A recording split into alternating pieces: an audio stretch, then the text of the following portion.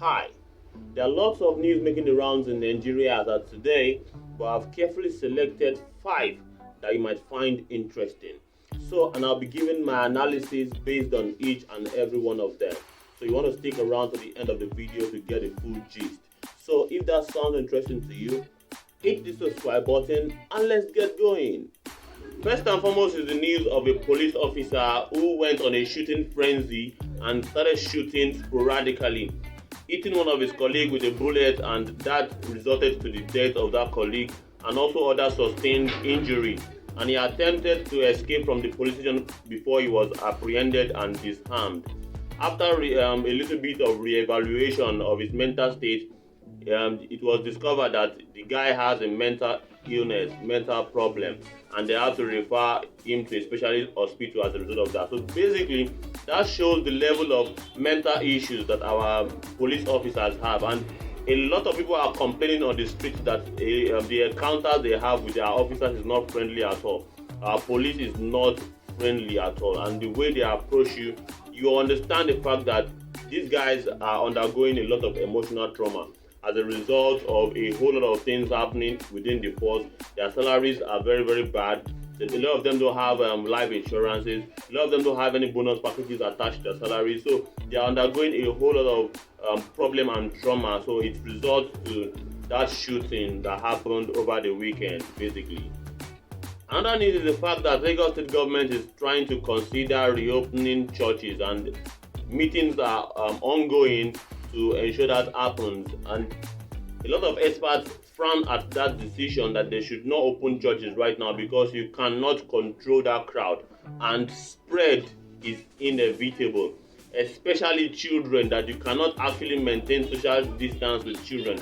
You can still maintain some level of social distance with adults, but with children, and a lot of these churches have children departments. There's no way you can contain 6-year-olds, 5-year-olds, 4-year-olds to be in one place and to adhere to social distancing. And these are guys that will spread this disease and go and distribute to them at home, to their parents. So a lot of experts are frowned at this move that they should not open religious houses yet. There's also a case that happened in Benin City where an 100-level student in Uniben actually was raped to death, and she sustained a lot of injuries because the people that perpetrated that act actually hit her on the head with a fire extinguisher.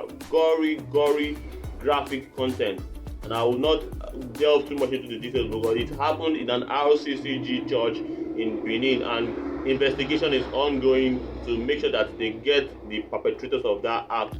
That girl is a young lady, and that is the end of the road for a promising young lady, and it's very, very sad.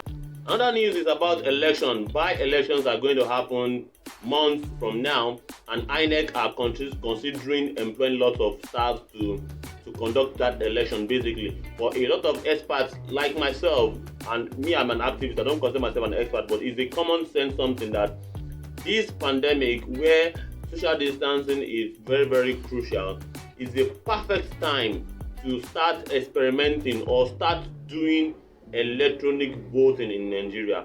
If you can't do it before, but now is the perfect time because you don't have to put people in harm's way because you want to do an election. So that is what is happening. So INEC is considering doing an election, and they are basically not considering electronic voting. Last and not the least, Tiwa Savage, one of the Nigerian very popular artists.